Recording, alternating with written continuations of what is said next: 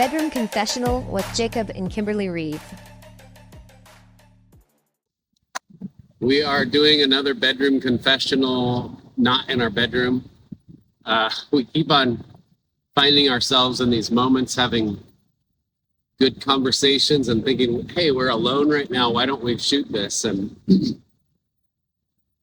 think actually that's something, even though we have 6 kids and 2 grandkids that all live at home right now, finding a couple hours to get away and sit in nature together. We're at a creek right now, and we had, this is Memorial Day, and we had a little bit of time this afternoon, and we're like, let's go sit together, have some good conversations, and jump in the water, come back, kiss a little bit.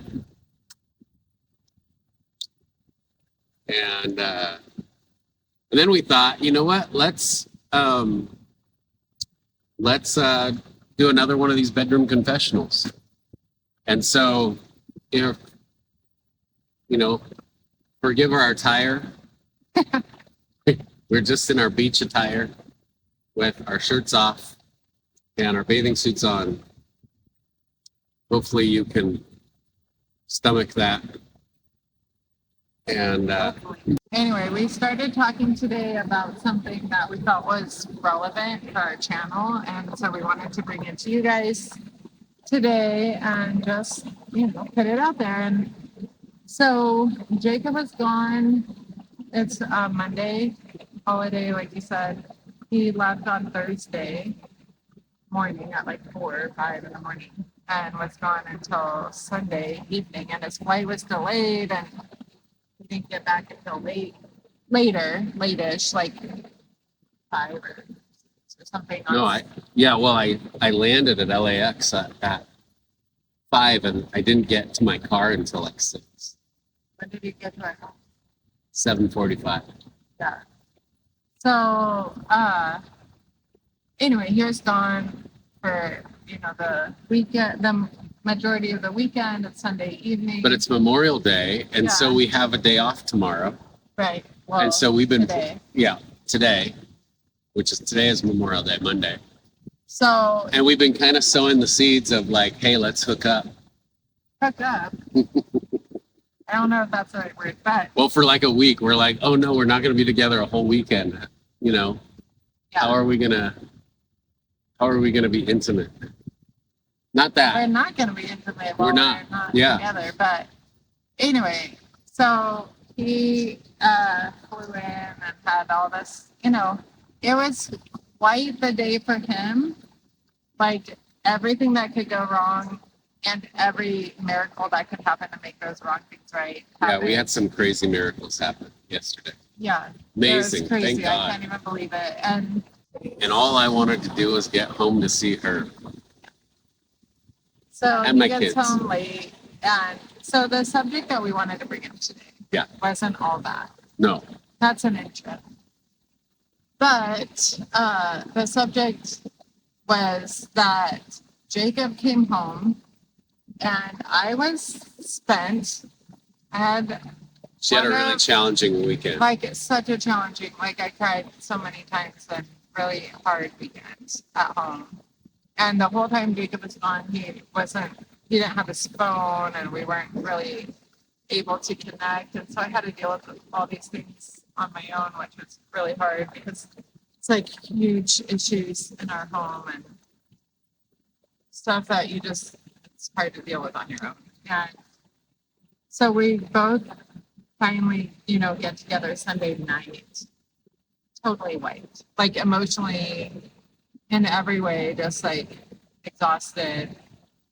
And but we missed our date night, we missed our weekend together, and we wanted to not let that go. Yeah, we wanted to try, because every weekend is so, we usually work really hard during the week, and then we have our weekend. Friday night's a date night, sometimes Saturday night.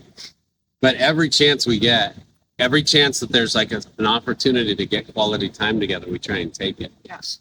And so because we were missing Thursday, Friday, Saturday together, all those nights together. We were gonna have Sunday night together because it's a holiday. Otherwise, I'd have to wake up yeah. really early tomorrow, or Monday morning. But I didn't have to. So my goal, I think both of our goal, was to have, like, my goal every weekend is to have at least one perfect day, like that builds throughout the day, and then in the evening it like ends in the most magical lovemaking. And like it's like Groundhog Day with Bill Murray. Remember that? It's like he has every day to like he wakes up at the same time on the same day, and he keeps on replaying the same day over and over again. And it's like he keeps on kind of the story is about him trying to figure out what the perfect day would look like, and him getting to relive the same day over and over again until he gets it right. And that's a lot of times how I view every weekend for us. It's a lot of pressure. It's a lot of pressure, but that's like, I don't put that much pressure on myself. Like, I don't have attachment to that, but it's like almost like a game that I play. It's like, how could I get it right for Kimberly that I like get to unlock her completely? And it's a big challenge, you know, because there's so many obstacles. There's stress, there's external stressors, there's internal stressors, there's differences of approach. We have different blueprints, intimacy blueprints, how we approach intimacy. And so learning that is a huge obstacle. And then we have all the curveballs thrown at us, and then any maybe offenses or anything that come up during the day or the week that we have to resolve before we could have any sort of solid intimacy. And so it's like this big kind of challenge, like a big puzzle. And I've learned a lot. And so, Right. Well, so our Sunday night could have been like Jacob comes home exhausted. I'm exhausted, every facet, emotionally and mentally, and both of us. If you're married and you have kids, you know what that's like. Guaranteed. And you're like, I don't got time for anything. I just want to lay in bed, watch a show, whatever. Right. Just and veg out. So we were like both coming from that place, and our night could have easily gone, and it would have been a totally normal, fine night. It would have been nice if Jacob comes home and we just, connect with each other, connect with the kids, go in our room in the evening, watch a show, go to bed, go get in bed, and maybe have some quick sex, quick sesh, quick go sex, to sleep because we're done, right? Yeah. And that would have been normal, completely acceptable and normal, and that's fine. And that does happen, oftentimes. But, and I was ready for that. I was just like, I'm so done. I'm like, so I don't even care. I just, whatever. But I had some other plans. Right. But Jacob has learned that there's things about me that help unlock a little bit more excitement. Yeah, everyone has a different, I think, set of blueprints that is like how they connect in general. And those things change all the time too. But most people, it's somewhat similar. And so some people open through physical connection, some people through play, like social interaction makes them like get excited. Some people it's like imagination. Some people it's emotional connection. There's all these different things. We have the emotional blueprint that we've created that goes through all that. And so, knowing Kimberly, this is a win for me, what I did yesterday, because this is so cool because my phone was I didn't have time to charge my phone in this whole time. So during the 4-hour plane ride, I listened to a podcast for like an hour, and then I had 3 hours to kill. And what I did during that 3 hours is I got my notebook out and I just started writing down everything about Kimberly. Like, I know a ton about her. I know it unlocks her. And we've been having these conversations about specifically the things that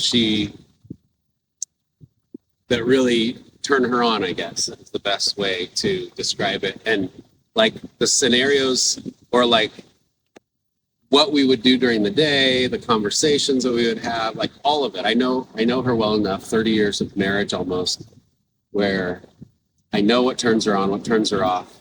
I know the conversations that turn her on. I know all the little nitty gritty details.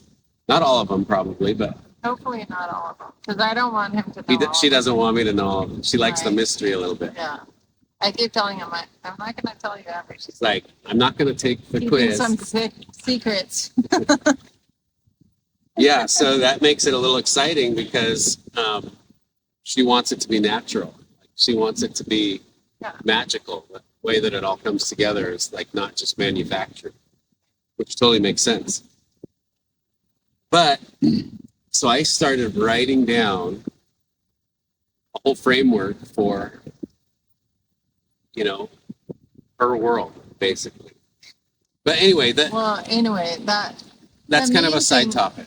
The main thing is that instead of just taking the night in and chilling at our house and like eating up a pizza and watching a movie and, having a little fun and then going to bed, Jacob knows that for me, I really like thrive off of the social interaction. Yeah, which is funny because I was really shy most of my life. I was a very shy person, but now I just love being out in public and social things. And I was so tired though and so worn out, but he's like, let's just, we should go. We decided together, I think. Because the way that she and a lot of people, this is like the playful blueprint. This is one of the 8 blueprints we have, is when to regulate your nervous system and to kind of get out of the stress of your everyday life and to get into playful mode. Social, there's few things that are better than social interaction, and especially like kind of a high energy, like kind of sexy social interaction, and so if I can get her into a high energy social interaction, she forgets about all the stresses, all the worries, and that primes her for being present with me. And so when she's talking and giving me like, I'm tired, all that, do you still want to go out? I'm like, we're going out tonight. There's no question. We're going out. And so that's like anything. We couldn't even find anything. Yeah, there wasn't anything really. But it is a holiday weekend, so we got our dress up clothes on, looking not terrible, and we went for a drive, and then we remembered the spot that usually has like a DJ and stuff going on, and we ended up. Is everything okay? There's someone coming right. Okay, we have people coming, so we may have to pause the video. But we got our, nice clothes. Not nice, but like. We got dressed up a little bit. Yeah. And we see this big crowd. She looked great. And. She was very attractive to me. Well, you look great. We look great together. And we went. Do we need a Beyonce? Anyway, we went out. We found a spot that has like a DJ every night. We went and each got a little drink, hung out for maybe like 2 hours. Got a cup maybe. Yeah. And we're there for probably an hour and a half at least. Yeah. I know it's really fun, and we just chilled and hung out and connected. We interacted with some people. And then it was exciting. We were flirting with each other. It was a perfect ending to that. Well, it wasn't the ending, it was like at the end. It was the beginning of that night, but it was an ending to the week for you. You got to disconnect from a stressful weekend. Yeah. Anyway, so the point is, we could have had just a regular weekend, like ending to our weekend where we did the, you know, easy thing, and that would have been fine. And that We would did have the been frozen great. pizza route. We could have done that. Yeah. And that would have been great because we would have connected, we would have relaxed, okay. or whatever. But because Jacob understands my, like, what, Your blueprint. yeah, he knew that That there's would be something one better. step. Yeah, Yeah. that would do something. And it didn't have to be, I mean, I think it was like $20 that we spent.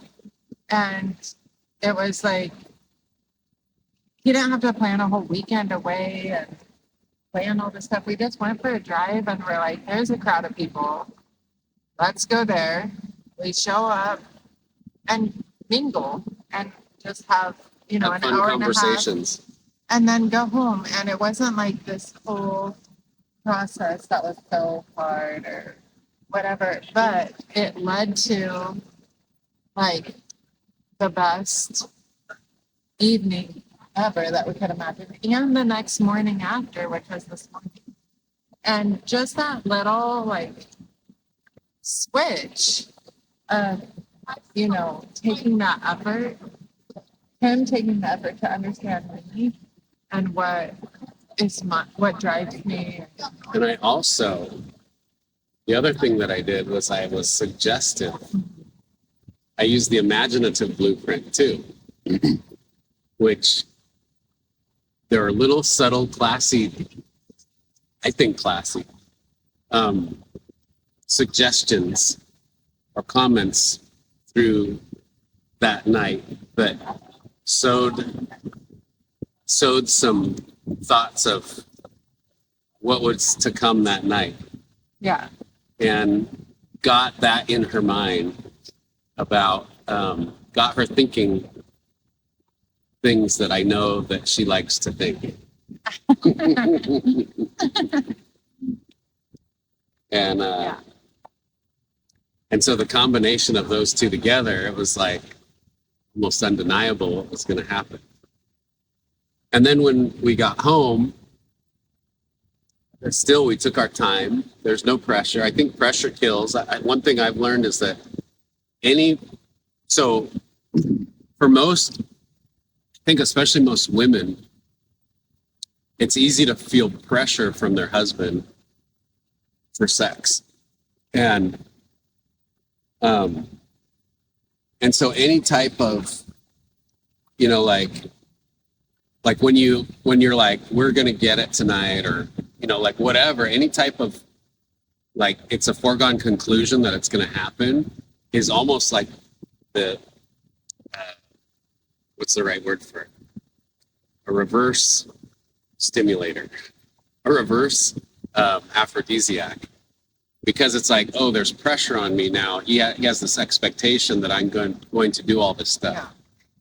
And so that's another thing that I've learned is that I should, every night my expectation is I'm going to try my best to bless Kimberly, and whatever that looks like, I'll be content with that. And so if some nights, if I'm interested in it and she's not, she might just need comfort. And so I'm going to just hold her, and I'm going to, you know, be okay with that. And,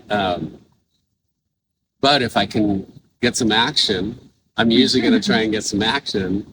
And if I can kind of sew into that, you know, usually they ask when foreplay starts, and foreplay starts as soon as sex stops the previous time. Yeah. It's like, we're going to start foreplay as soon as that stops, and we're going to keep it going all day, every day until we reconnect.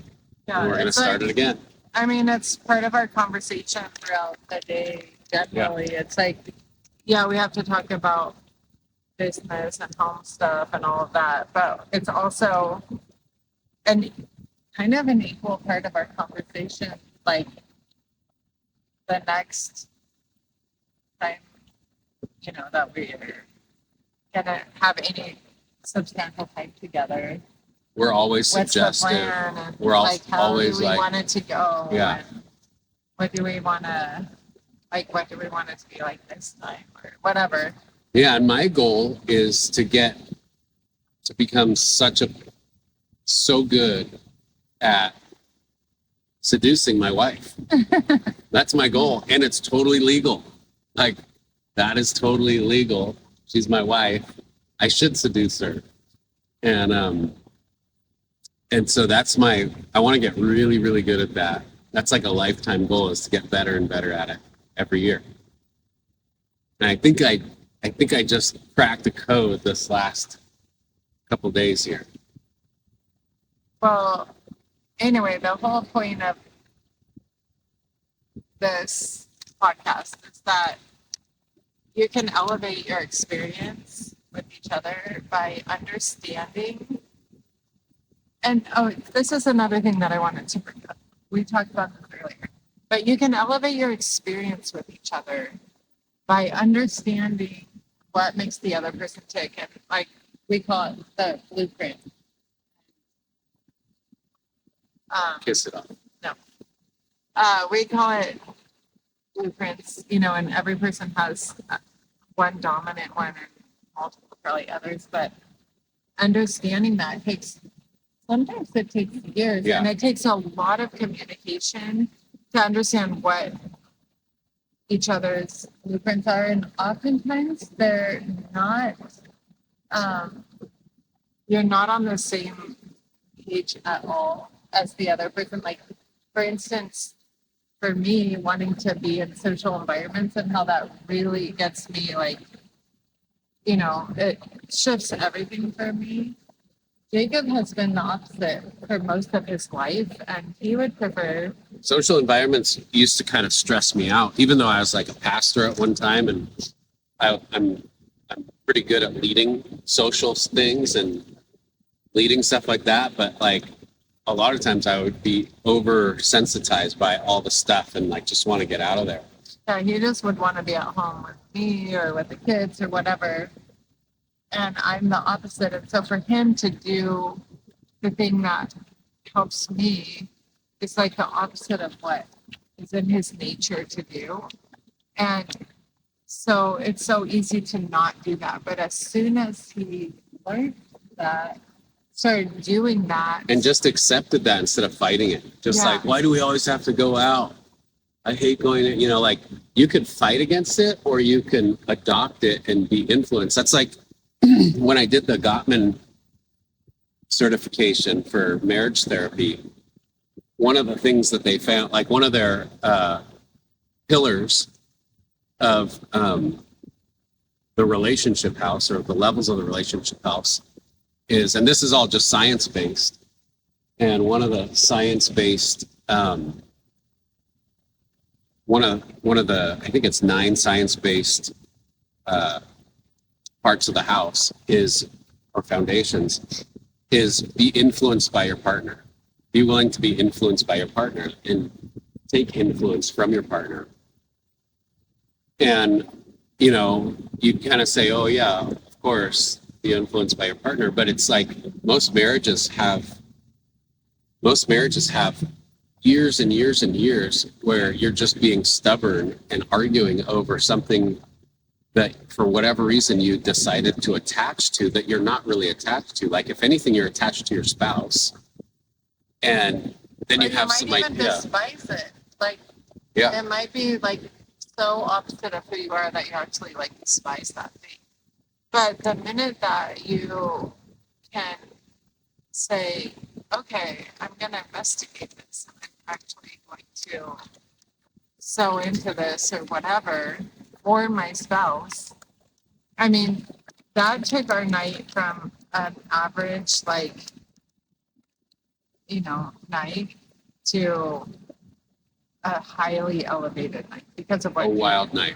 Yeah, because of his decision to recognize, like, yeah, I'm tired, Kim's tired, but I know what she likes. I know what, really she needs right now, even if she's not realizing it. And he made that happen. And it was just a simple decision, but that's something that I feel like 10 or 15 years ago, you wouldn't have made Never. that. I would never have done that. No. And so we would have had that average. Yeah. And we did have lots of average or Yeah. nothing at all. Average is better than nothing, Yeah.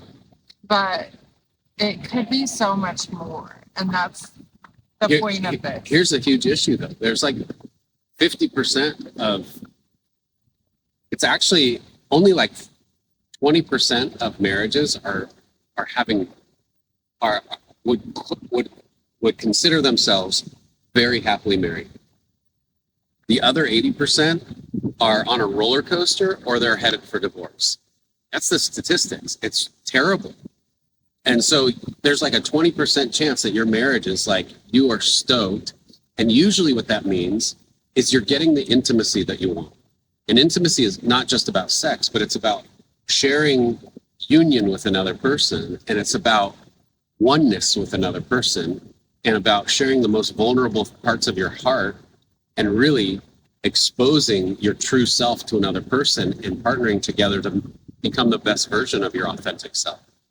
And so what's the sad thing is that 80% of marriages they don't feel like they have a partner that they can do that with. They're not at that level of intimacy. And obviously, when you're not at that level of intimacy, sexually, you're not going to be there consistently either. And so anyway, I think that, one of our goals is in our own marriage, but then also in the marriages that we help out or that we work with, is to help them get their intimacy, both their truthfulness, their safety. So the order is safety, truthfulness, vulnerability, intimacy. And because I know Kimberly so well, and because I'm not fighting against who she is, but I'm accepting who she is and I'm being influenced by who she is, I'm able to connect at the deepest levels with her in every way because I know her truthfully. I have access to her vulnerability. I've made her feel safe. And so she's given me access to every part of her. And I think that's what we're trying to help couples do. Right. That's exactly it right there. And it's really awesome. It can be really, really amazing. It is, yeah. And I feel like every time that we have those kind of connections, like we had this weekend, it brings us a lot closer together. Yeah. Time. It's just a reminder of what we have. The very height of human experiences, true, genuine, authentic connection with another person where they truly know you and they've chosen still to love you, even though they know everything. They know all of your dirty secrets. They know all of your, all your garbage and all of your strengths, all of it. And they still choose you over everyone else. They've decided to be loyal to you. There's nothing greater than that. You could have all the money in the world, and that's what you're going to still want. If you lack that, you still have that place of aloneness inside of you that can't be filled. Anyway, well, this is our, you got to not come to our bedroom today, but you got to come to our other. This is somewhere we secret come every spots. week, pretty much. We get this little beach to ourselves every time we're here, which is kind of a miracle. And we swim. There's crystal clear water, and Yeah, just jump in. It's kind of a perfect temperature. Really, really special place. And even without any money, we can live in paradise if we just go take the time and find the places. yeah, so we like to come here. Sometimes we come here 2 or 3 or 4 times a week. It depends on our availability, but we're here at least once a week. And there's this little beach that we're sitting at right now that nobody ever is at. Every time we come, I mean, we're kind of secluded anyway, a little bit in the wilderness, but there's people around. But nobody's ever here. And it's a favorite spot. We bring our little donkeys and we run around and get all muddy. But anyway, so welcome to our secret. Our other spot. bedroom. No, it's not that. It's definitely not that. But I have fallen asleep here before. But we haven't done other stuff here, kind of. we don't, we just enjoy the space. So now you get to see it. One day, one day we'll string the magical string of suggestions together, and Probably not here. probably not. Probably It's not too in this expensive. one. You can kind of see it from a view, and Yeah. that's not Not one of gonna our happen here. kinks. So Not gonna happen. anyway, Welcome again. Bedroom Professional. Thank you for joining us. God bless you. Yeah. Thanks for listening to our latest confession. Yeah.